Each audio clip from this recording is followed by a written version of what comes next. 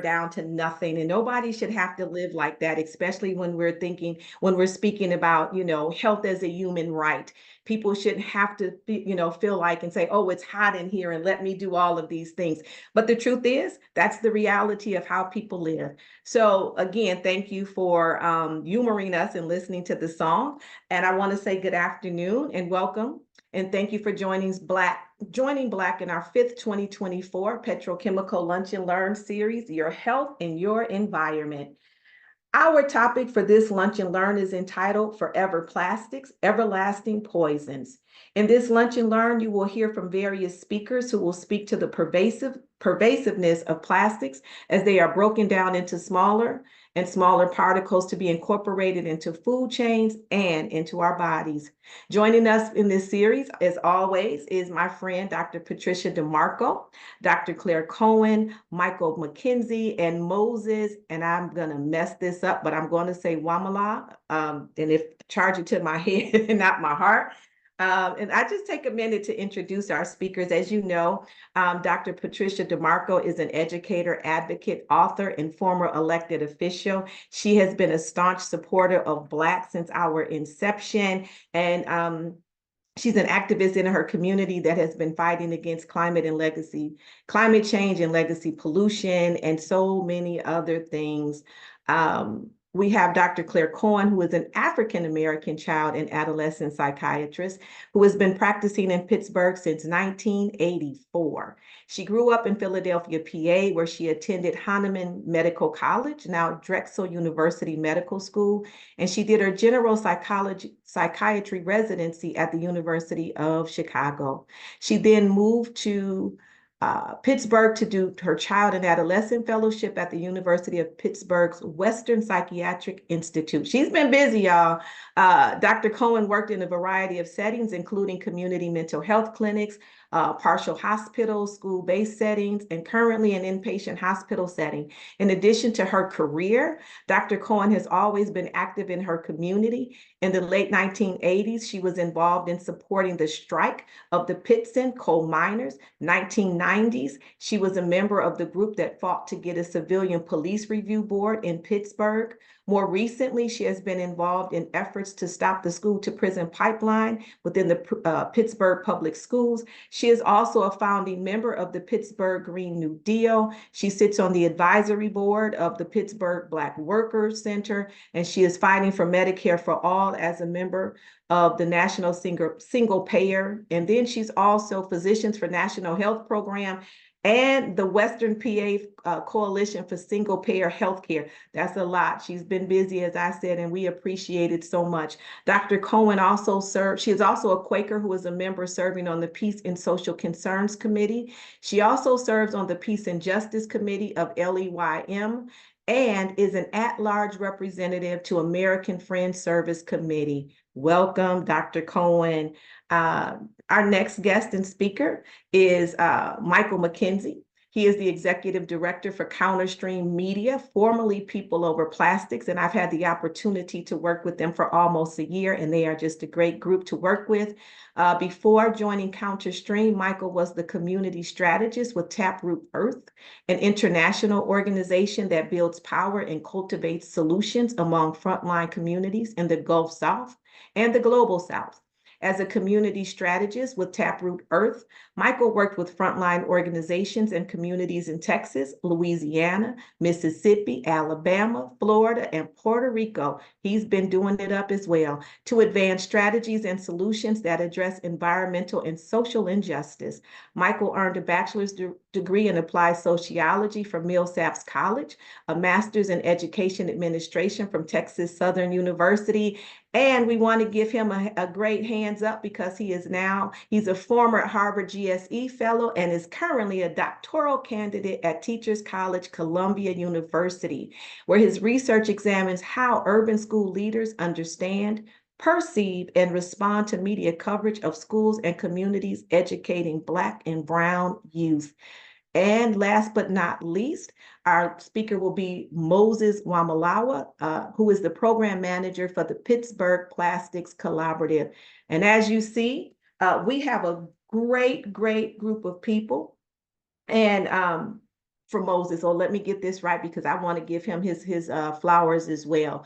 So he leads the Plastics Collaborative, focusing on program implementation, recruitment, relationship building, and research implementation. With extensive experience in community mobilization, youth empowerment, and engaging with diverse stakeholders.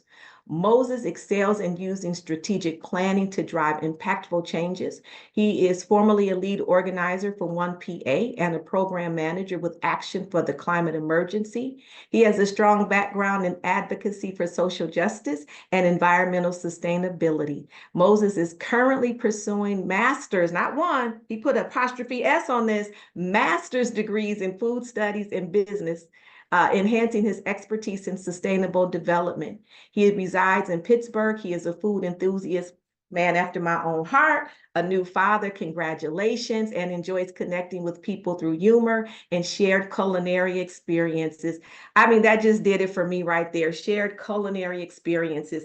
And that is so powerful and wonderful. You know why? Because the way that we have always come together is at the kitchen table, on the front porch. We would come and we would break bread. You know, if you were in the South, we were cutting watermelon, you know, you were eating sugar cane, whatever it is. But that's the way that we built community. And I am so honored that we have individuals who are not only in the, in their careers, but they're in the community. And what that does for me is say people are putting movement with their mouth. They're not just talking about it, they're being about it. And so that deserves a celebration, if nothing else. So again, I'm not going to take up any more of your time because I can talk and talk and talk. I just want to pass it on over to my dear friend, Patty DeMarco, and we are going to get this petrochemical lunch and learn started, and welcome again, everybody.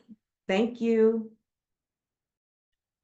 So thank you so much for that introduction, Marcia. You are just so eloquent and so gracious to everyone. I am so delighted that you have convened this Black Appalachia Coalition. And Ben, if you would put my slides up, the first thing I'd like to do is first thank this amazing team that has worked together on putting this series together. In my first slide has that on it. Ben, if you put it up. I thank Ben and the Ohio River Valley Institute as part of our team, and our fellows, Kadesh Gebre and Esther Baldwin, with the Black Appalachia Coalition.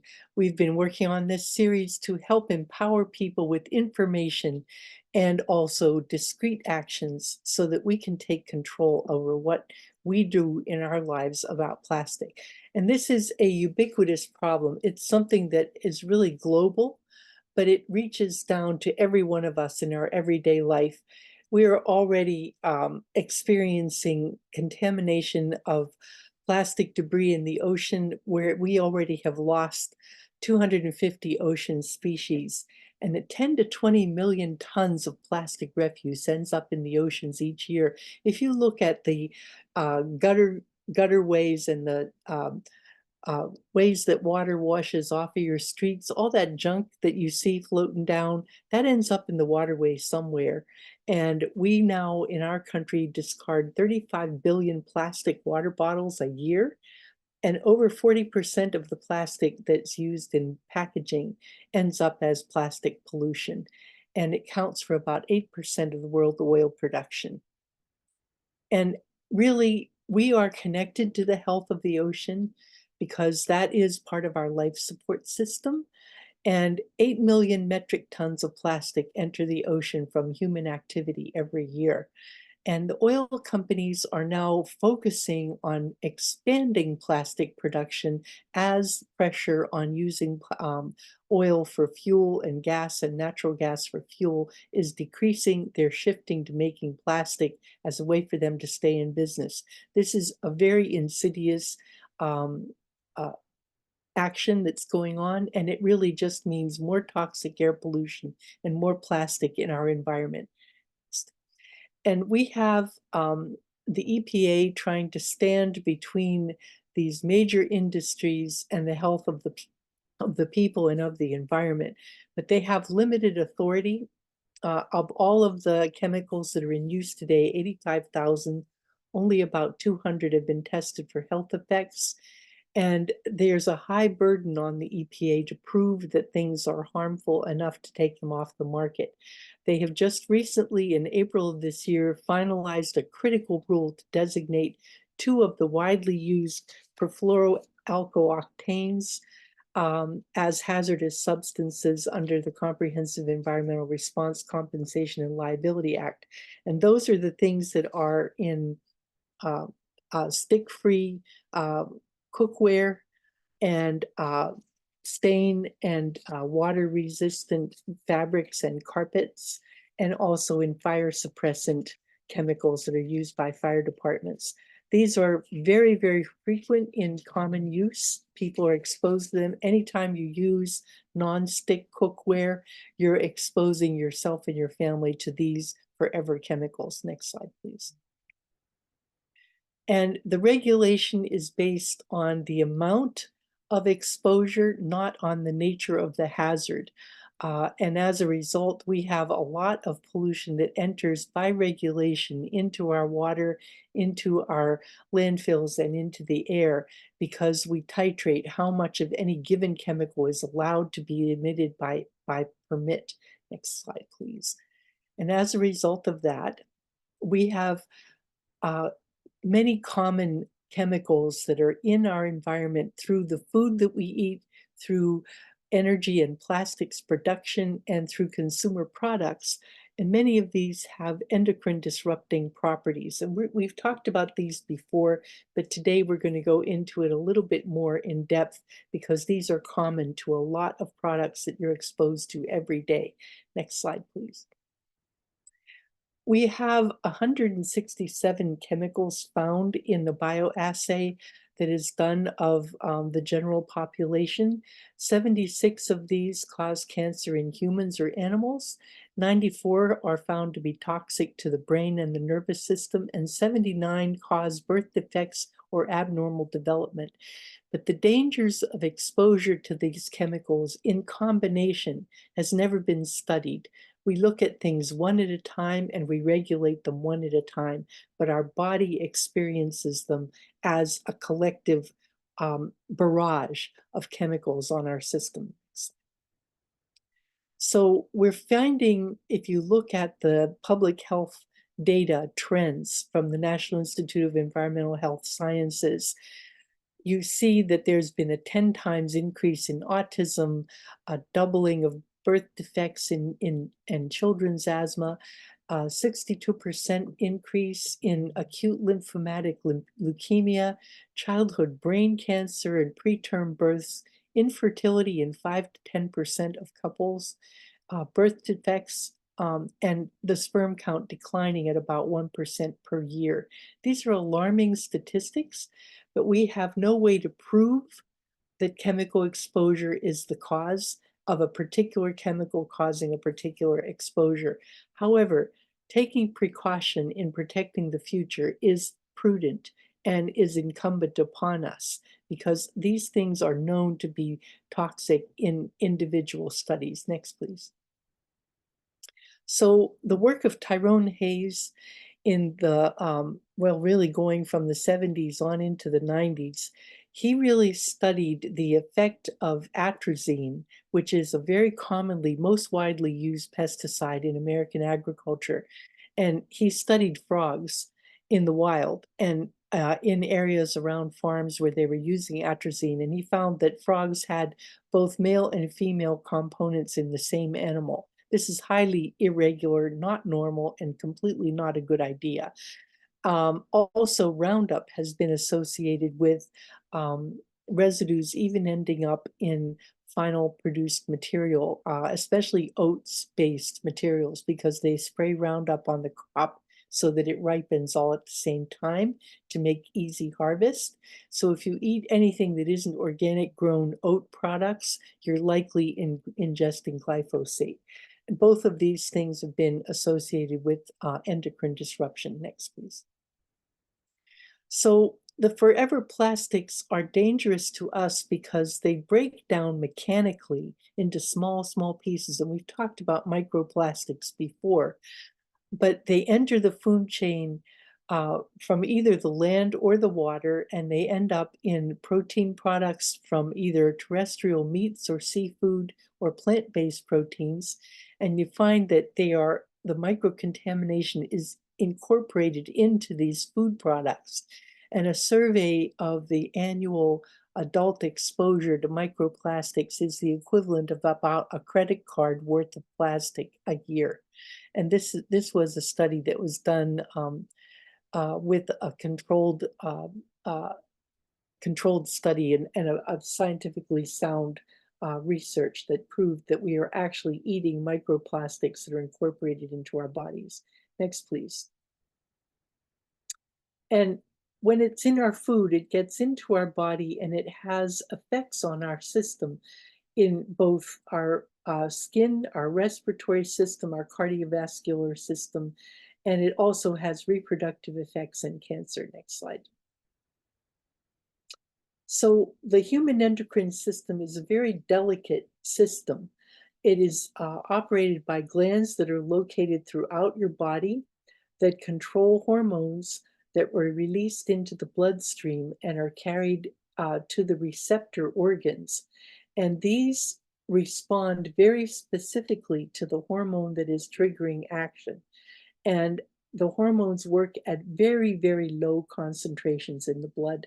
You don't need floods of hormone in our body. They're the communication system to tell you about development of your body from youth to age. They talk about your digestive process.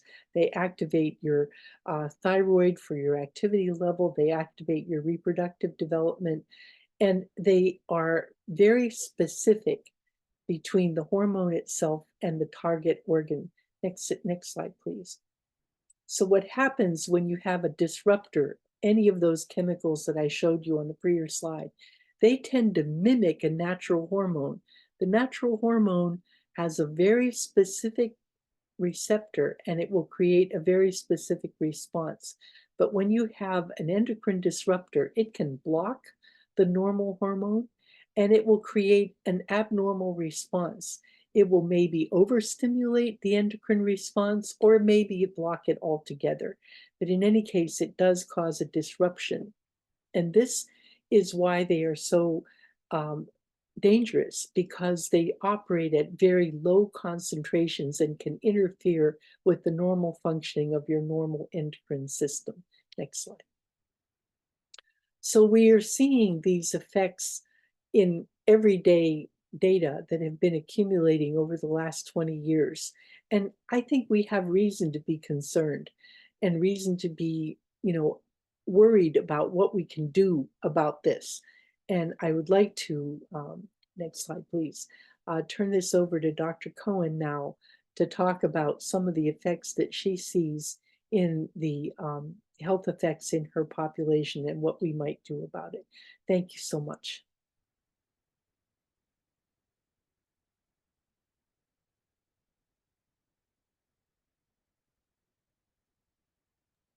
You're on mute, Dr. Cohen. Okay. All right. So first of all, an important thing to remember is that the environment that you develop in has lifelong consequences for you. Okay. And unfortunately, we're increasingly developing in environments that are very toxic. Dr. DeMarco explained what endocrine disruptors are. And the point to remember is that they're not substances naturally found in the body, that they've become ubiquitous throughout the environment. And so we all have been exposed throughout life.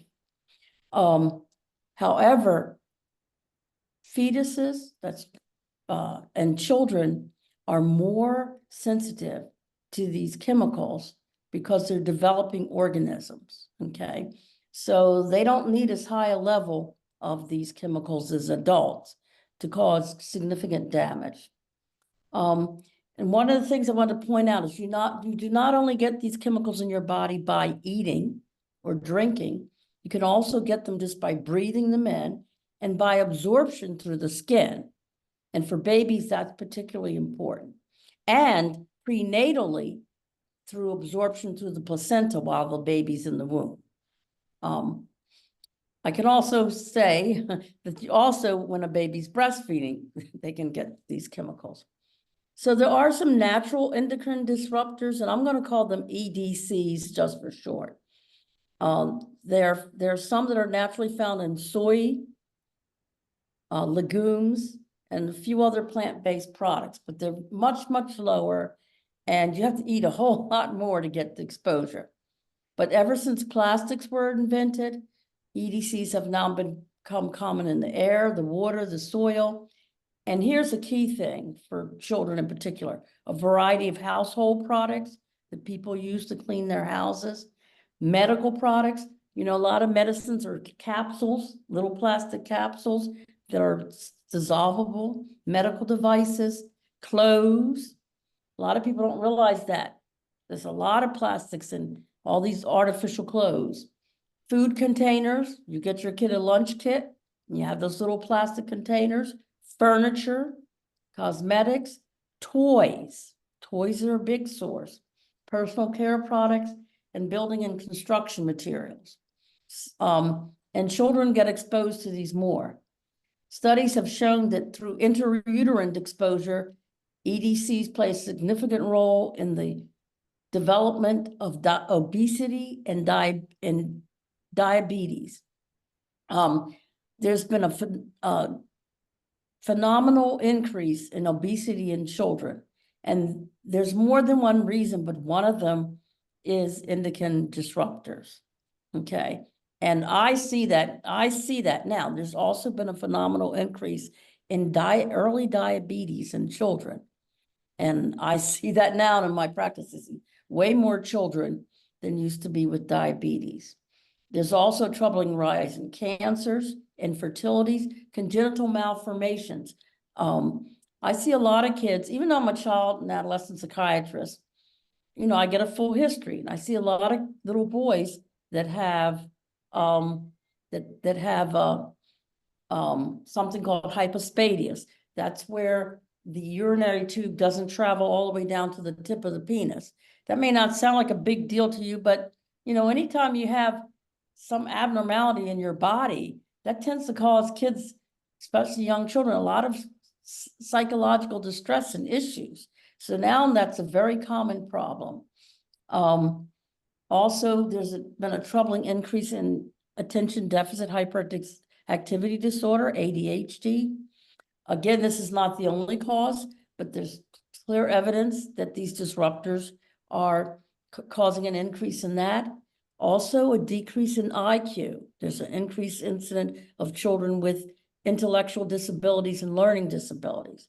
Also, there's a troubling increase in children with autistic spectrum disorders. And there's been some good evidence that is associated with autistic spectrum disorder. And I see a lot of kids with that. A lot of these chemicals are in electronic devices. And there's some studies showing that this is playing a big role in the increase in ADHD and autistic spectrum disorders, not just the using them and looking at them, but also the chemicals in them. As Dr. DeMarco showed, these chemicals do their damage through a variety of mechanisms. One is acting directly with the hormone receptors, as she pointed out. But they can also affect neurotransmitters too, okay? Now, I'm gonna go over some more reasons why children are more sensitive to this.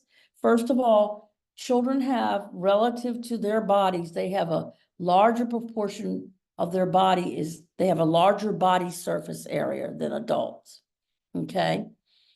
So the amount of water, food, and air that they take into their bodies is greater proportionally to their body surface area than adults. The other is we have something called the blood-brain barrier. It's a special mechanism to keep things that shouldn't be in our brains out, okay? Well, children's blood-brain barriers are not as developed as adults. So many of these chemicals get into their brain and they affect neurotransmitters in their brain, as well as the master endocrine gland called the pituitary. Another thing, and I pointed out this before, is babies, their skin is more permeable, so they can absorb many of these chemicals through their skin better than adults. And the other is that children spend a lot of time playing in soil, playing in water, playing in dirt. Oftentimes they're crawling on floors. Babies put toys in their mouths, and so they get much more exposed to these chemicals. You change babies' clothes more often, you wash them more often, so they get more exposed. And finally, children's detoxification system is less efficient than the adults. Our detoxification systems are mainly our liver and our kidneys, and children's livers and kidneys are not as efficient as adults. So some of the another thing and this is true for babies in particular, but now kids that are obese, is a lot of these toxins accumulate in the body by being stored in body fat. So you get babies, they have more of this stuff stored in their bodies. Children crawl on the floors, and people spray pesticides. They got ants, you go to the store and get, what is it called, Raid, and you spray it. The child crawls on the floor, and they pick up these chemicals from there. Food additives. There are a lot of food additives put in baby foods to make them look beautiful and I think taste good, but definitely to make them look beautiful. And as you notice, there's been a lot of recalls recently. I had a lot of parents really upset at some recent recalls of baby food because of the additives added, which they were recalled basically because of the high levels of endocrine disruptors in the food. When you send your kid to school with lunch kits, as I said, those lunch kits have a lot of bisphenol A in the packaging and in the containers. So, excuse me. So I'm going to go over the 4 most common chemicals in the environment. So the first one is called phthalates. You can put up my little table there and just talk about them, what I see. So phthalates, you get them through ingestion, inhalation, and dermal absorption, and also they can cross the placenta. And as a result, you get a lot of interference with thyroid hormones. Well, children who have a disruption, babies who have it, and young children who have a disruption in their thyroid hormones, that can cause a lot of problems. It can cause growth delays. It can also cause intellectual disabilities. It can cause emotional disabilities. And I see a lot of kids with thyroid abnormalities, by the way. And so that's one of the things we work up to see, why is this kid so moody or agitated all the time? Why they're not responding as well to medicines. And we can talk about androgens in a little bit. I'm going to talk about that when I get to the last most common substance. These chemicals, even though they last in the body less than 24 hours, we keep getting re-exposed and re-exposed. And so therefore, that's why they're always there. Then there's PFAS, the per and polyfluoroalkyl substances. And they're found in food containers, once again. You know that foam the firemen use to put out fire? A lot of firemen get contaminated because of that. Water-resistant clothing, okay? We thought that was a big boon to have all these water-resistant things. Floor polish and some other products.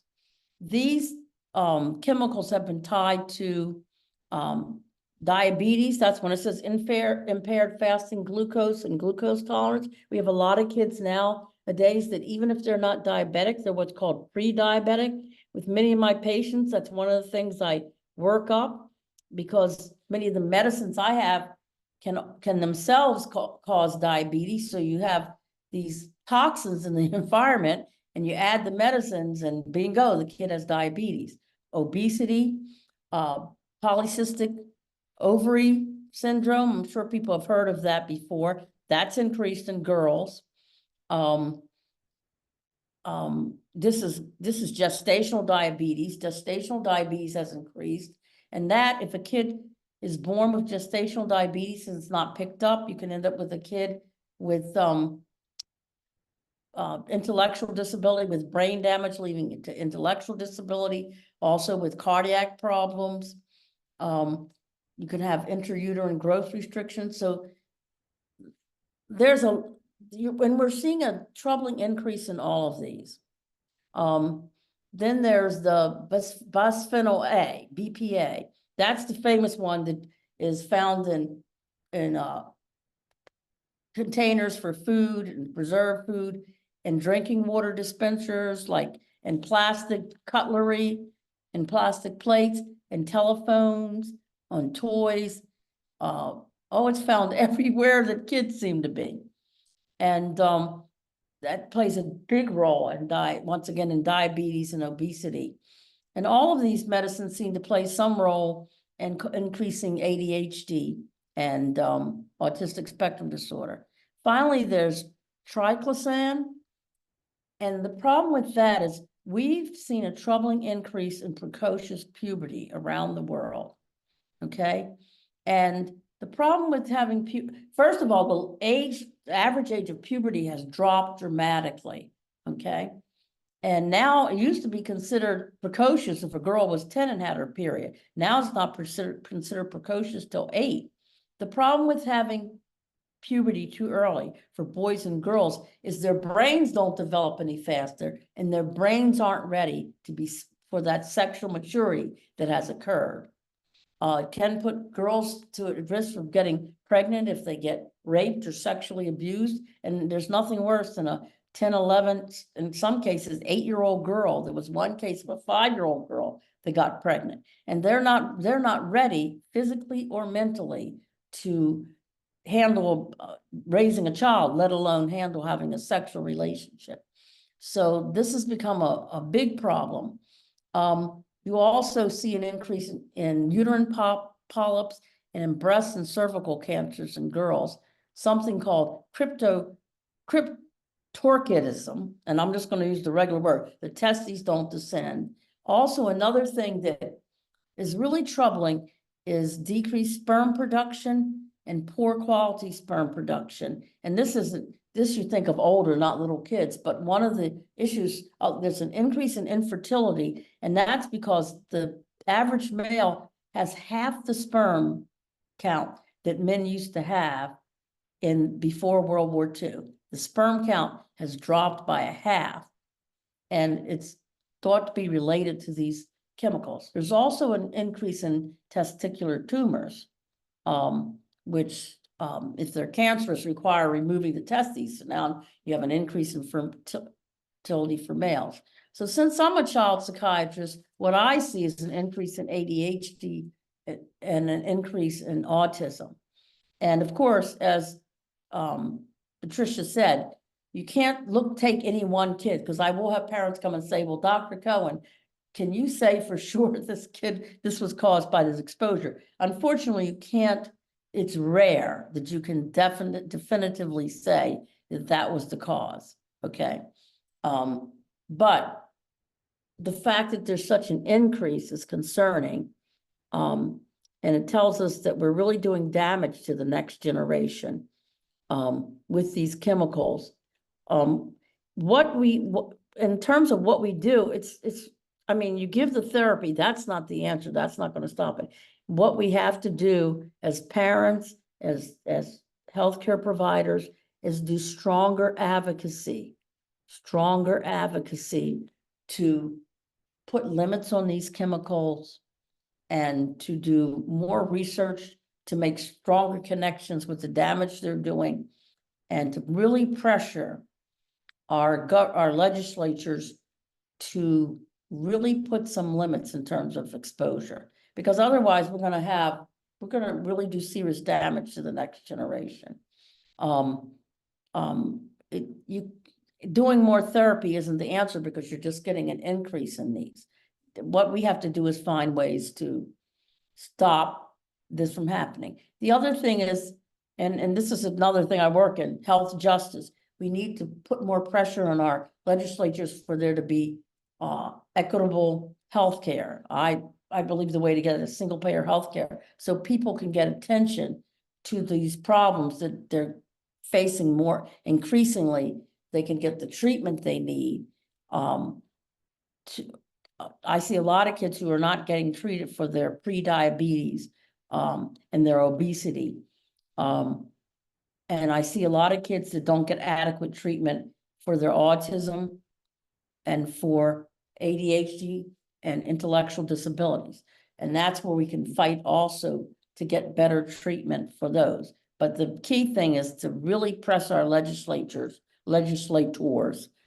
to put some limits and restrictions on the use of these chemicals and the amounts of them in different various products, and in who, particularly in regards to children. So I'll stop there. Do we have time for questions? Because I'm gonna have to leave before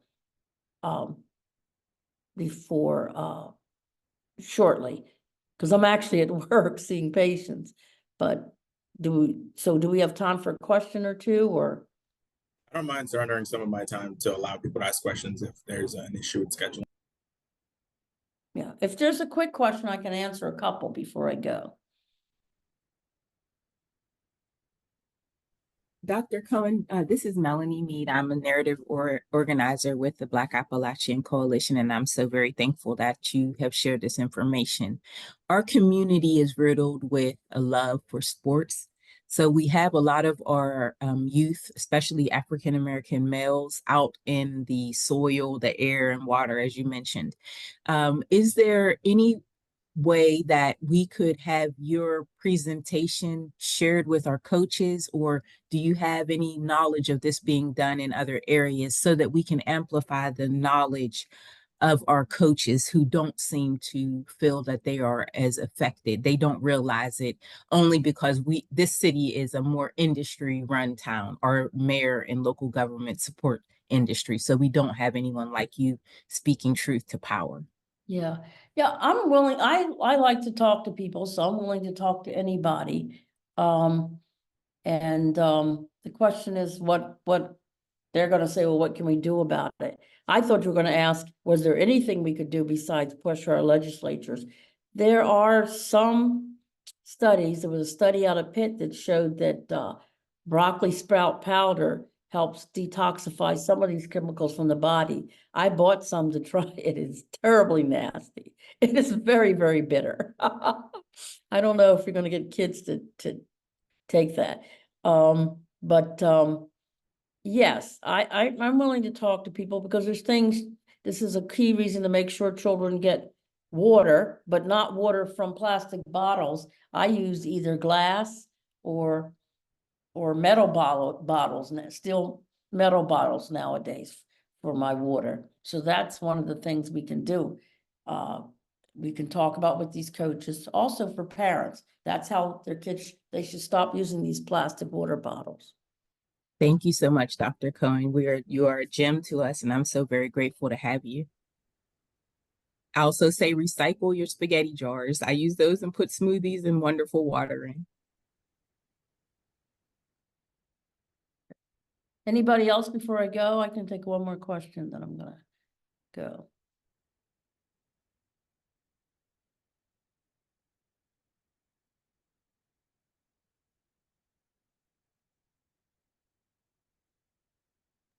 So I want to flag a question in the chat. What are the best practices for health equity and what can we do? Pardon me, say that again? The question in the chat says, please share best practices for health equity. What can we do? Well, the best practice for health equity, if you look at the whole rest of the 30 wealthy, richest countries in the world, is for us to have a single payer health care system where people can get health care free at the point of service. They don't have copays, they don't have deductibles, and they don't have prior authorization by insurance companies, which are not about healthcare, they're about limiting care. So that's if you ask me, I'm going to tell you that's what the best practice for health equity, having a system where people can just get help. And also they don't have narrow networks. You go to the doctor you want. There's a lot of studies showing that Black people get a better care from Black doctors. Well, if your network doesn't have that Black doctor in it, and it's not what the doctor picks, it's what the insurance company picks, then you're not going to get to see that doctor or women or a woman doctor, whatever you want to see. So, and I saw Marin's thing. She said the case with the 5-year-old was in Peru, but I think there was also, Marin, a case of a kid in Puerto Rico too. And that was, and I can look it up again and see, but I know that in Puerto Rico, they had some problems due to contamination of the soil from the military with all kinds of these chemicals in the soil. So, It may be that the other case, the more recent cases, the pregnancies were terminated. yeah, But in some of these yes, older they were. cases, it's like the kids gave birth. Yeah, I think. And, Mhm. and So children that I guess were probably either given out for adoption or raised by grandparents. Yeah, I think you're right that the more recent cases, the pregnancies were terminated, but that might not happen anymore. Yeah, and they didn't, I mean, often they didn't figure it out until the kids were 6 or 7 years along, 6 or 7 months along. Yeah, well, I want to thank Dr. Cohen. I know she has to get back to work, and for the sake of we have 2 other speakers. And I would say if you have any questions, please put them in the chat or email us at hello black, at blackappalachiancoalition.org. And I can reach out to Dr. Cohen and get answers. And there's some things I think we're cooking up as well. So thank you again, Dr. Cohen. It is always a pleasure. And it's so wonderful to have, someone who's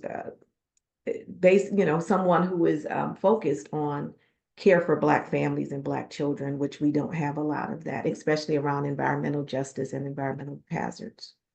thank you. I think our next speaker is going to be Michael McKenzie.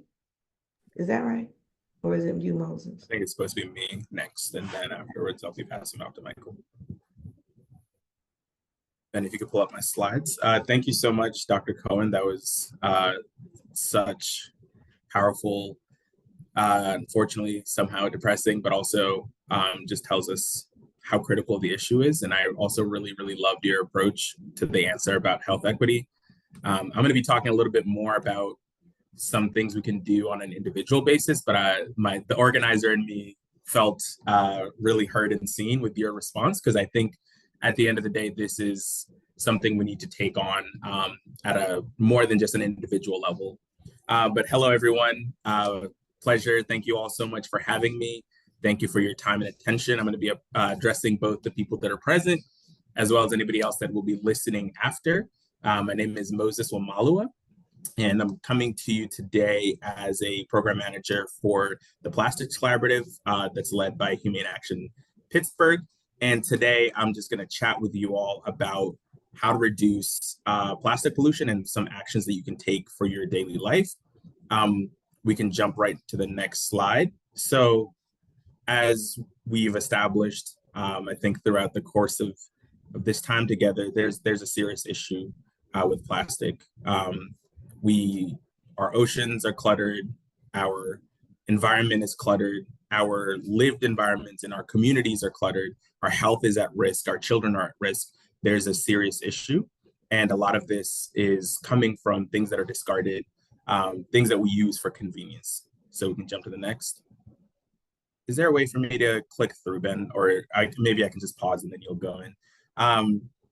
Just for a little bit of historical context, one of the things that is so challenging with plastic is when it was created, it actually became really, really useful to people and was solving issues. And so it was mass produced and became really commonplace. Unfortunately, at that time, most people did not know or have any idea what the impacts would be, or know that it takes over 500 years for plastic to decompose, which means that all the plastic or most of the plastic that has ever been produced is still present today, which is something that's really startling to think about.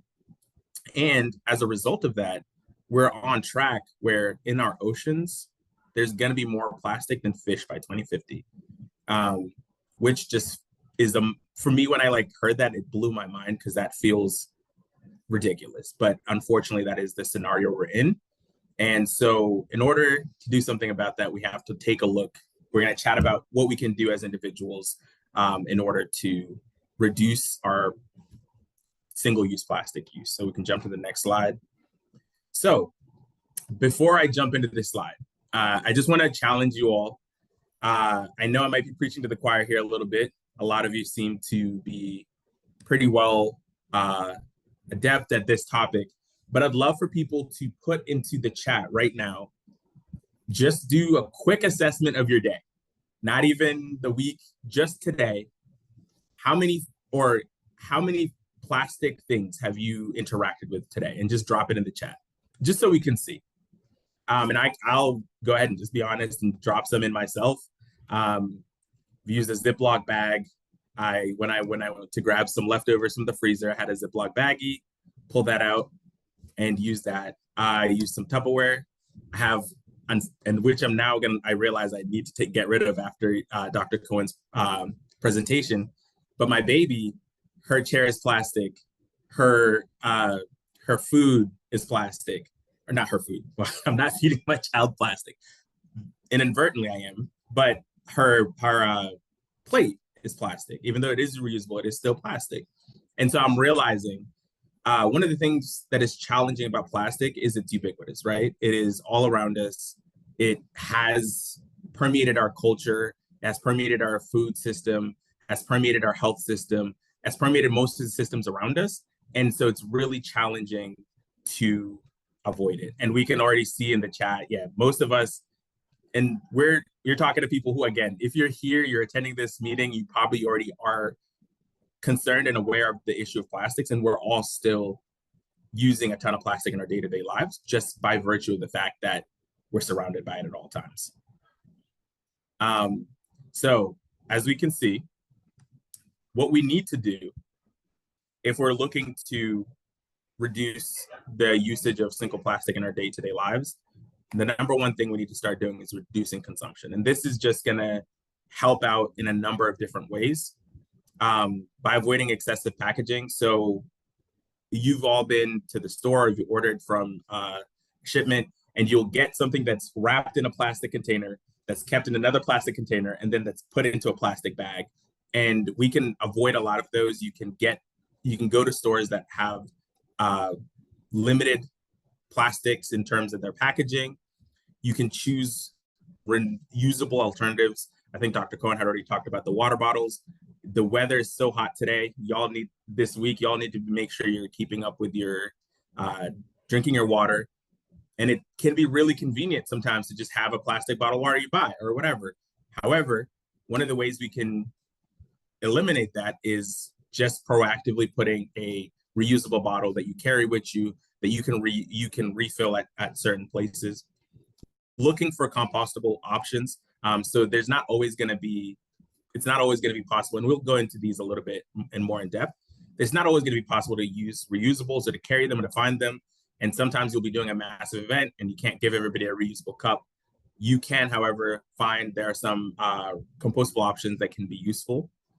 And a big part of this is going to be just bringing your own stuff.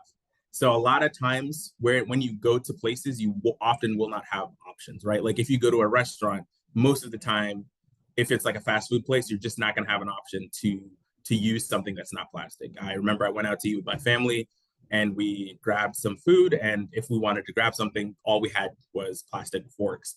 So bringing your own containers, your own forks, your own plates to places will actually help you to reduce the amount of plastic consumption that you have in your day-to-day lives. And this is a big part for me. We really need to be, as consumers, we need to put our money where our mouth is, and we need to patronize businesses that are taking steps in the right direction. That's the main way that we can really show our support and that we can really push the engine of capitalism in the right direction, because unfortunately we live in a world where we are beholden to some of these things until we can get them changed. And the best way for us to talk is we talk with our money, and we have to support businesses that are putting positive practices into place. So let's go a little bit more into the specifics. So the first thing you can do is just I was gonna say the easiest, but not necessarily for everyone, right? It depends on people's lives and circumstances. But for most people, this is going to be a great, easy place to start. And that's just opting out of single-use plastic. So basically, when you go somewhere and they ask you for a straw, refuse it. When you're going out to eat and you know they're not going to have access to wooden or metal utensils, carry some with you. Just make sure, buy some reusable bags and just have them in your car. I started doing that, and that has actually ended up being a game changer for me. I bought some for myself and my partner, and in the trunk of our car, we have 3 to 5 reusable bags that we just have available. So anytime we have to carry something, anytime we have to travel with something, we can just opt for the reusable bag. These are just a couple simple shifts, but then we can go to a little bit more in depth where you're going to want to now focus on the reusable. So as we've mentioned, and a lot of this is gonna feel kind of obvious, but I think sometimes it's really good to have reminders. And also, I'm hoping we can send this out to people who might not know these things, that might not find this as obvious. Some reusable alternatives that you can consider. These are things that you can buy, spend a little bit of money to get good quality products that you can reuse over time, right? So with water bottles, opt for a metal or a glass water bottle that you can carry around with you that's going to be quality, and you can just have this with you. The same thing for grocery bags, the same thing for food containers, as well as cutlery sets. These are all things that are available that you can purchase. And honestly, one of the things that you'll end up realizing inadvertently, you'll actually end up saving money as well. So this isn't only going to benefit your health, it's not going to benefit just your environment, but it also will benefit your pockets, right? Because you'll be able to reduce consumption tremendously. Once you get into the point of like using reusables, you'll find yourself, you're spending less money. And oftentimes you'll have to think about like, oh, do I really need to do this or that? And you just let it go. Unfortunately, there's not always going to be options for reusable. So there's also, you can consider some alternatives. So like in a world where you do need to do something that's disposable, you should consider things that are more sustainable. So if you're doing an event, I do a number of events, both through my role as program manager and then my day job as the program director at FAME, where we'll have a number of events. And normally, what do you get? You'll get the plastic forks, plate, spoon, whatever. However, we're now fortunate enough that there's more options. You can get some biodegradable plates and cutlery that you can get. And even for, I'm thinking more for people who are working as caterers or working in the restaurant and food businesses. These are options that they can have where you can still get things that are disposable, even though that's not ideal. But even if they're disposable, there's still things that are going to be a little bit more functional and less damaging to our environments. So those are just some options to consider.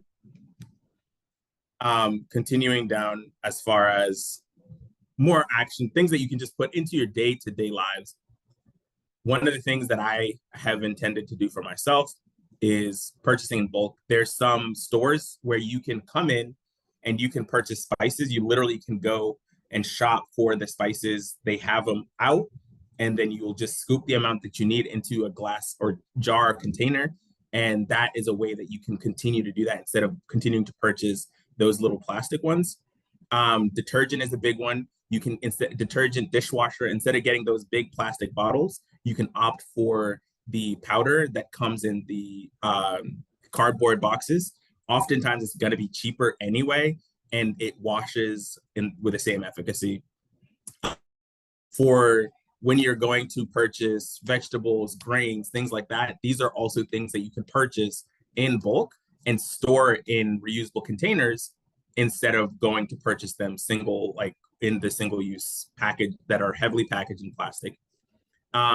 Support eco-friendly brands. I'm sure people in the chat can drop some brands that you all are familiar with. Please do so for everybody's education, but we really want to take time to research, learn what brands are what brands are talking the talk and what brands are actually walking the walk, and being really intentional about supporting them and making sure your money actually goes to them. This one I call the TikTok trends. There's a ton of people on TikTok who can teach you how to make all the cleaners, all the Windex, any cleaner that you have, any chemicals you have in your bathroom or in your kitchen. There's somebody on TikTok who can teach you how to make it from home. 99% of the time, it's going to be some combination of lemon and vinegar. But a lot of these things we can replace. And so we don't need to continue to purchase them in the plastic containers. And again, a benefit is it's going to end up saving you some money. We can jump to the next one. So here is where I'm going to pause for a second, and I'm going to push it back to y'all now. So I would love to have us all take a second and think through our lives. And I want us to make a commitment, right? So it's one thing to learn. We've heard about the health impacts. We understand that plastic is not just ubiquitous, but also incredibly dangerous, right? So it is something that, unfortunately, we are going to interact with often. We're still going to interact with.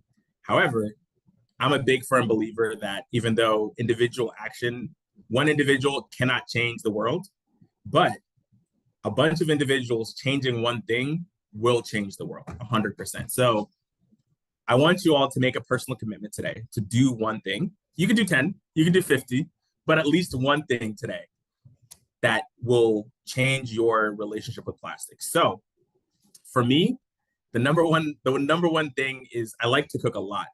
And as a result, I tend to store a ton of leftovers in Ziploc bags. I already mentioned, I literally this morning, I was rushing, so I just grabbed some leftovers from the freezer. It was in a Ziploc bag.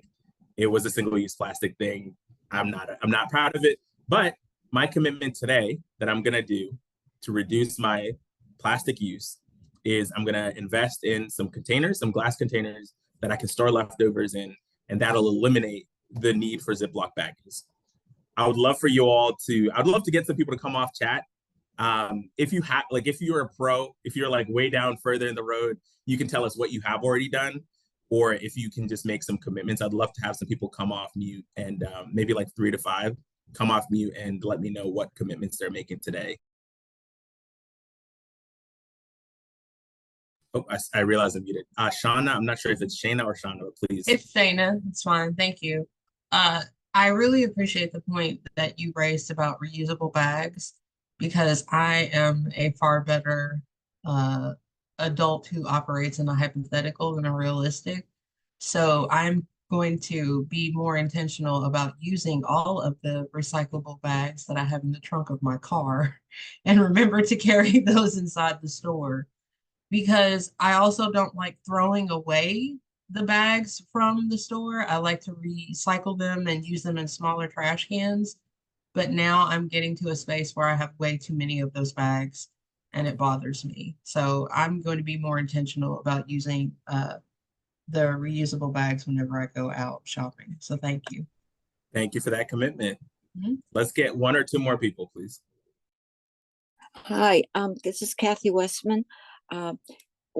I'm a great believer in bring your own bag to restaurants, in which I have my own containers that I put my leftovers in to avoid the styrofoam. Many places are now using paper, and that's better, but I come prepared, and I think it's saving it.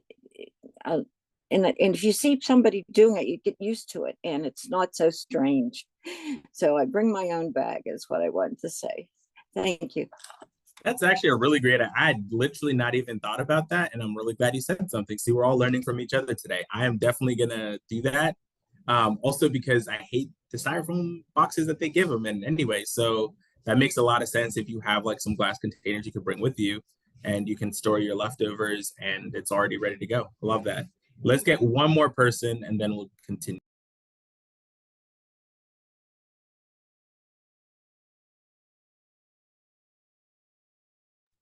Oh, I see we have some in the chat as well. Natalie's committing to use less plastic beauty products. That's a big one. Yeah, one of the things I changed as well is I just switched to bar soap. I used to be a big, well, this one actually had less to do with me knowing or being educated about plastic and more just me finding a woman that loves me and was like, you can't keep doing those 3-in-1 shampoo nonsense things. So I've switched to bar soap, which has been super helpful. And let's see. Yep. And then Sally has moved away from plastic containers to glass. Perfect. Hillary has mentioned that we should model good behavior. Thrifting. Yes, that's perfect. I love that. Thank you all so much. So let's jump to the next slide. So everything I said previously was focused on the individual. These are all individual actions that we can take, and we really should, and we need to, as individuals, just be more conscious, be more cognizant. But I would be remiss as an organizer to only focus on the individual, because I think it's also crucial that we are all leaders, we're all community members, we're all engaged in different spaces, and we also need to be more intentional at the community level, at the corporate level. And so one of the things that we can do, just an easy first step that a lot of groups can do, is setting up local cleanups. So this can be just picking a day, going to a park, doing a cleanup. This can be partnering with communities that are typically not, communities that just are struggling with pollution as a whole, where you can go up and set up some cleanups. And this can be beneficial just to beautify the environment, but also to just reduce the amount of plastic that gets into our water and the amount of plastic that just gets into our environment as a whole. We can push for plastic-free campaigns internally within our schools, within our communities, within our jobs.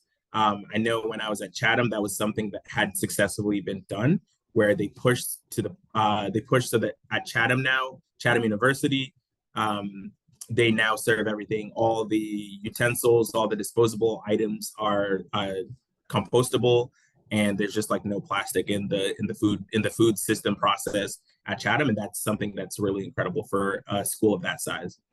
The other thing is, especially for those of you who are leaders in your businesses, who are leaders in your community, who have access to political power, it's pushing for incentives for businesses to actually follow through with reducing and eliminating plastics. And one of the things that we need to make sure we're doing is, and we talked about it previously, the businesses that are trying to do the right thing, as individual consumers, we need to support them, but also we need to be able to, from a government perspective, we need to incentivize businesses to actually do the right thing. And again, the main thing is advocating for policies that are going to be pushing for us to do better with our plastic consumption, reducing the use of single-use plastics in our day-to-day lives. We can go to the next slide, and I think we're going to talk a little bit more about this later in the presentation. It was one of those mind meld situations. But the other aspect of it, I think, that is incredibly crucial.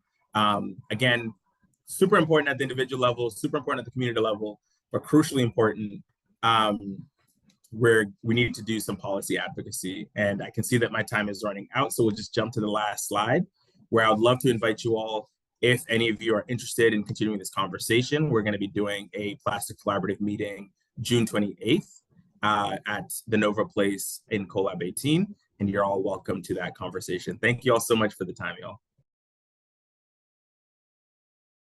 Thank you so much. And I hate that we have to cut people short. If you have questions for Moses, please put them in the chat and or email them to me or our Hello Black at blackappalachiancoalition.org. And we will make sure that we get answers to your questions. And if you have my number, feel free to call me. But now I'd like to turn it over to Michael McKenzie.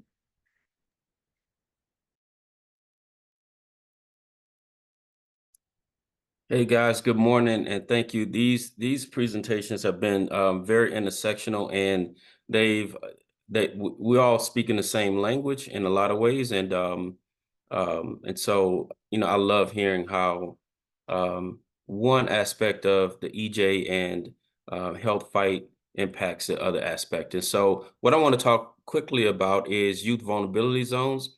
And again, you'll hear a lot of what's been said resurface in this conversation. I do want to give credit to this artist, Colin Chu. And I love this illustration because it essentially reminded me of like my home growing up in North Baton Rouge. And so we can go to the next slide.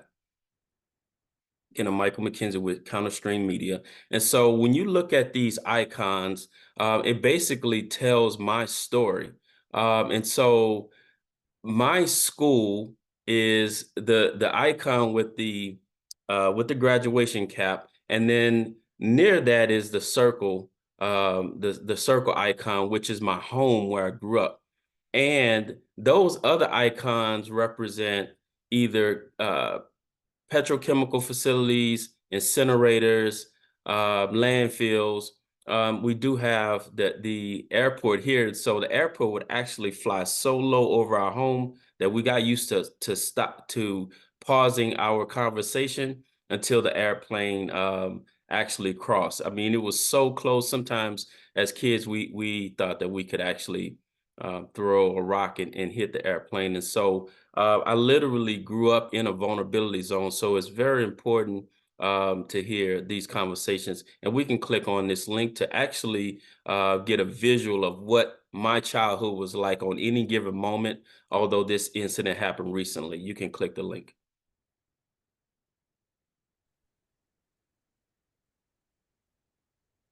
Consider this your sign to stock up on sign because right.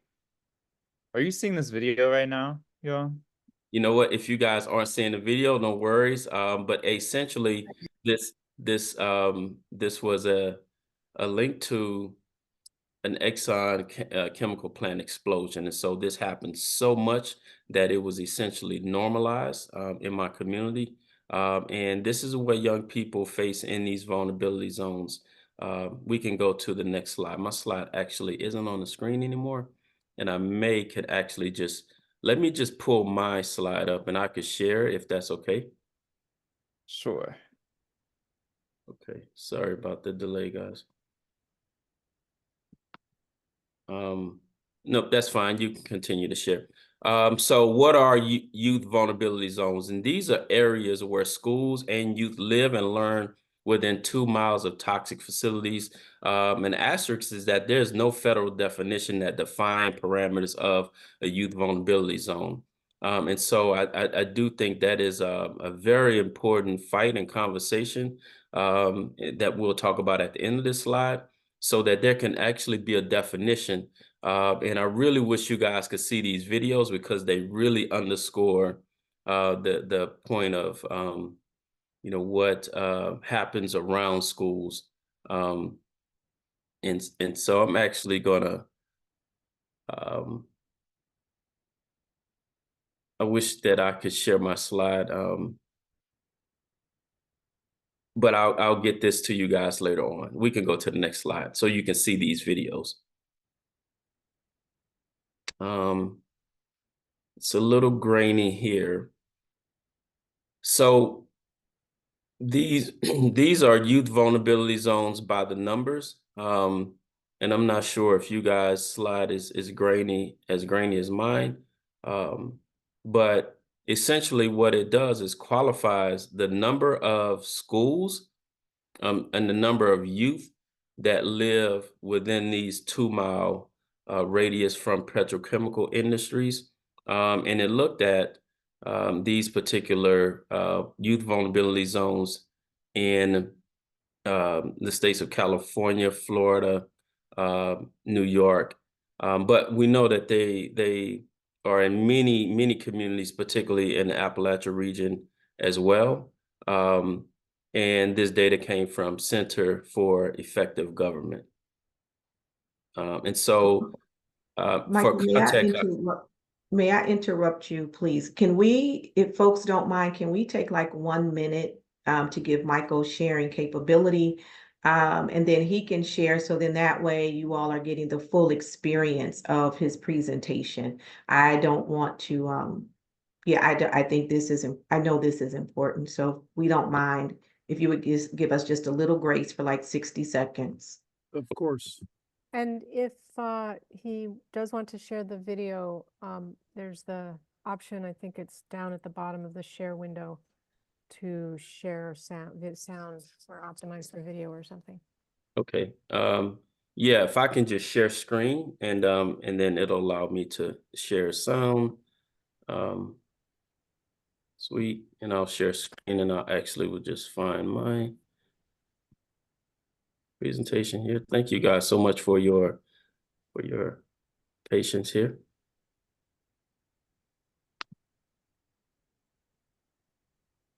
And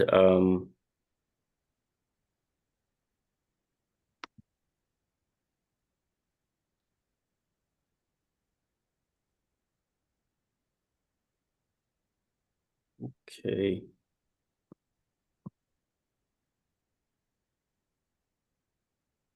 You make it a full screen too.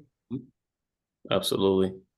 So yep, thank you guys. And so here we go. I'll start back from the beginning here. How do I move slides forward? Okay.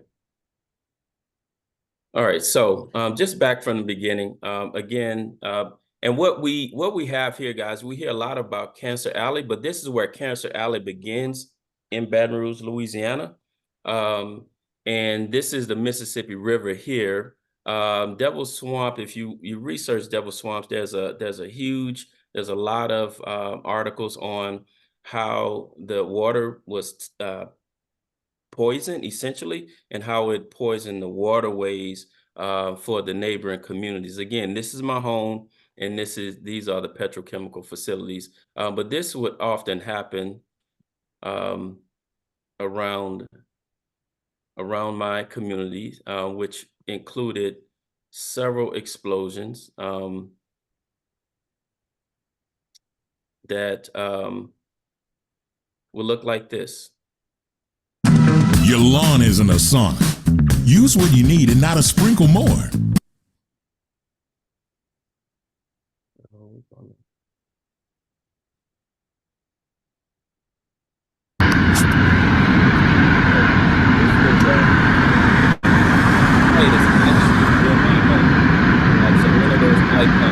Hey, we right now passing up Chippewa and flames. It's like 10 minutes ago by Exxon Mobil. I don't know what's going on. I saw some police, but they left.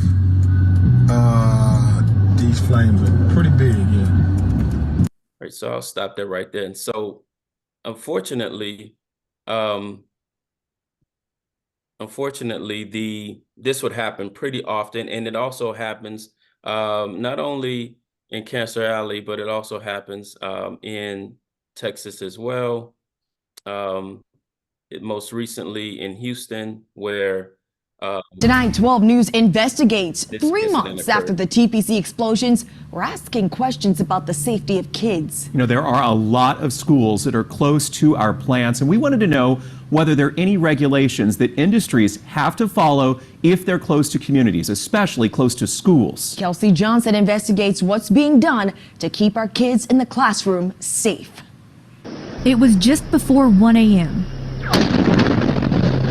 What is the emergency?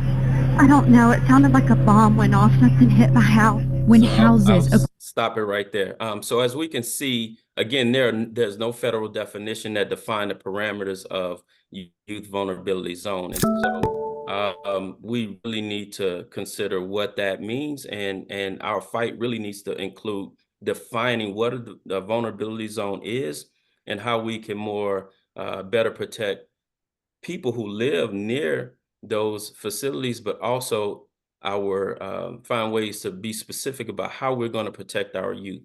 Here's some youth vulnerability zones by the numbers, and we can see the alarming rates of young people who live near these facilities. And you guys will have this slide available to you. So here's an intersectional case in Fifth Ward. Schools in Fifth Ward, Houston, to be specific, schools and vulnerability zones in frontline EJ communities are susceptible to hostile takeovers. And so, without showing the clip, a high school in Houston, Texas, failed for 5 or 6 years. It had a failing grade. And because of that one school, the state of Texas decided to take over the entire school district. And this is one of the largest school districts in the country. And it's the largest school district in the state. However, if you know about this particular community, you are aware that it's in it's an EJ community, and it's in there's a cancer cluster, and youth contract cancer in this particular community at a higher rate of any other section of the state as well as the country. And so here's an incident of a particular youth who perhaps attended that particular high school. Prior to Contrave, my eating habits were horrendous. And it wasn't until I found a nurse practitioner and her saying, well, let's talk. He loved to cook and he loved to rap in the shower. LaTanya Payne still clings to memories of her son Corinthian since he died of leukemia last year at just 13 years old. It was hard. He was coughing up blood from his lungs. He was on dialysis. They tried everything and nothing worked. 2 months after his death, LaTanya was diagnosed with breast cancer for the second time. Our community is suffering from this cancer cluster. In 2019, state health officials found higher rates of certain adult cancers in Houston's 5th Ward. A year later, another bombshell. Children in the area getting leukemia at a rate nearly 5 times the state average. The second report. So I'll stop it right there. So we can see that on one end, and I argue this all the time as a licensed educator, the argument that I began to have is, how can we grade a school when we don't grade food in the community? We don't grade food access or social emotional support or access to health or access to a healthy environment. How is it that we can grade a school and grade the youth when our youth are getting asthma and cancer at a higher rate? And so this intersectional case is something that really happens across the country, particularly in underserved communities in Appalachia as well as the Gulf South. And, the risk that youth face, we see these chemicals. The 2 doctors that presented earlier talked at length about the hazards and the dangers of the chemicals that are that's emitted from these toxic facilities. But it's also important to know that petrochemical plants are the producers of plastic. So every time we consume things that come out of plastic, essentially we're supporting the bottom line of Exxon refineries and other industries. And so what can we do? We can involve youth in the EJ and climate justice movement. We can exercise legal resources on federal, state, and private entities, and that's recourse rather. We can demand that local, state, and federal entities create stricter regulations for petrochemical facilities near schools.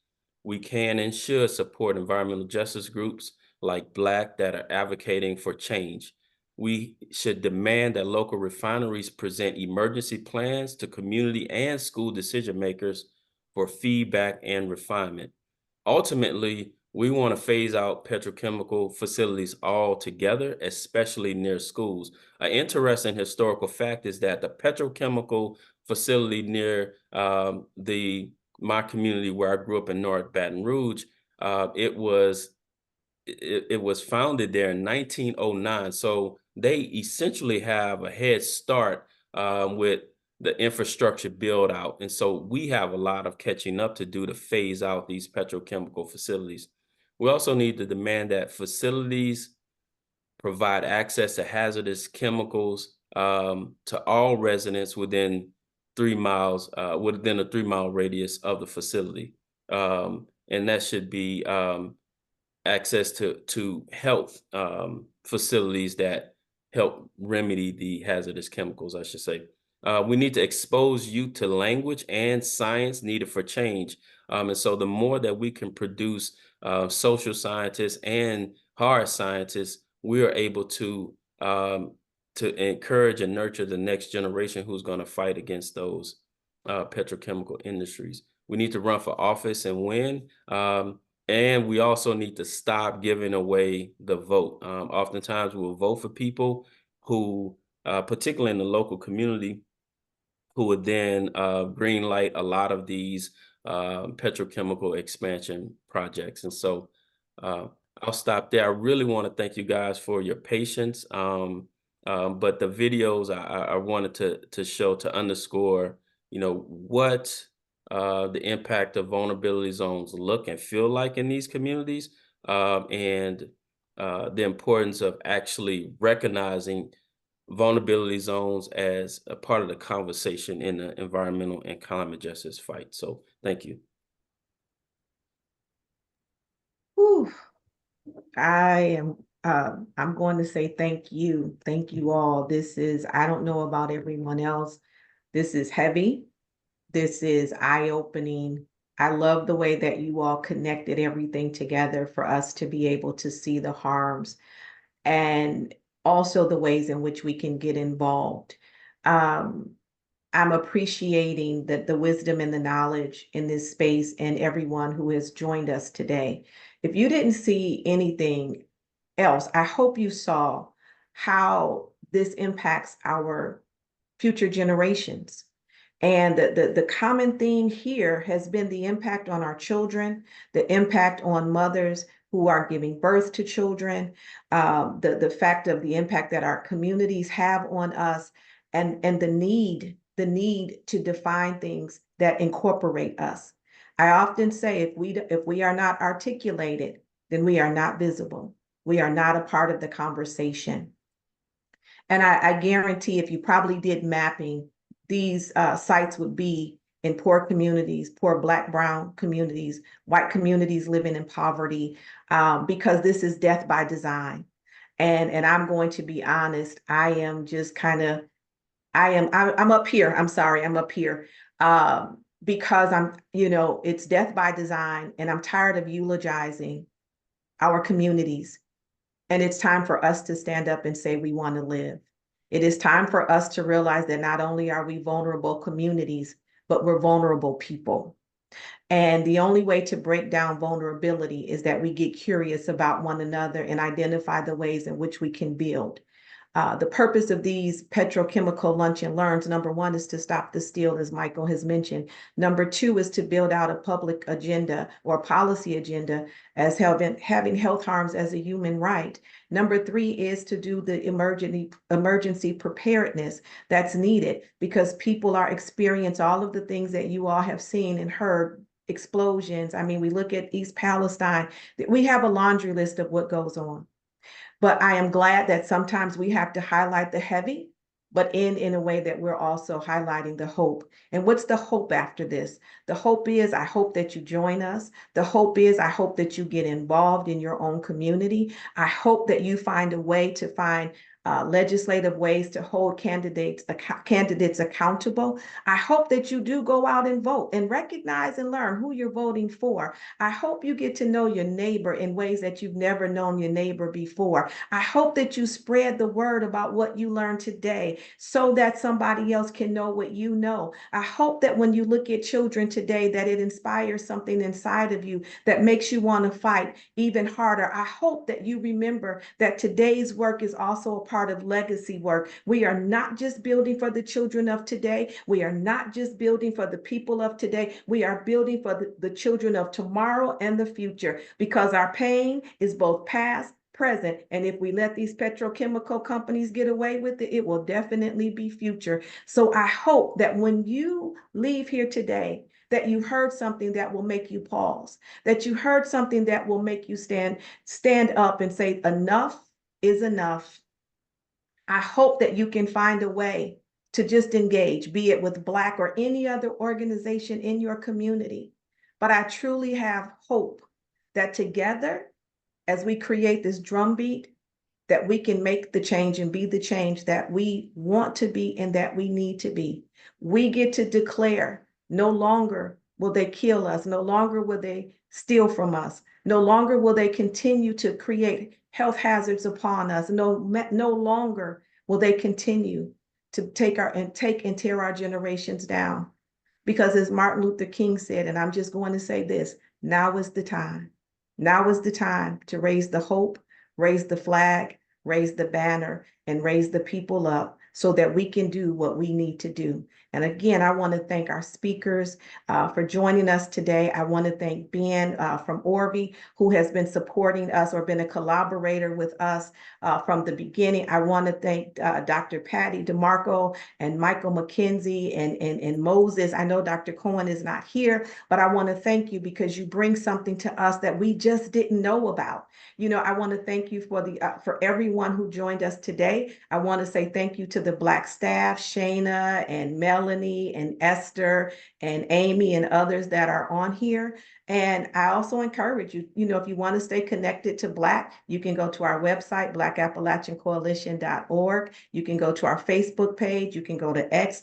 I believe that's Twitter and Instagram, but also stay connected to the individuals here. There's wisdom in the room and there's work to do. And we can't do it unless we connect the wisdom with the work and the wisdom and the work with the people. So again, thank you for joining us. And we hope to see you next month. It's the third Thursday of every month, and we'll have something else for you. Be on the lookout because all of the slides will come to you. We'll put it in the toolkit. But again, stay safe, stay engaged, and stay whole.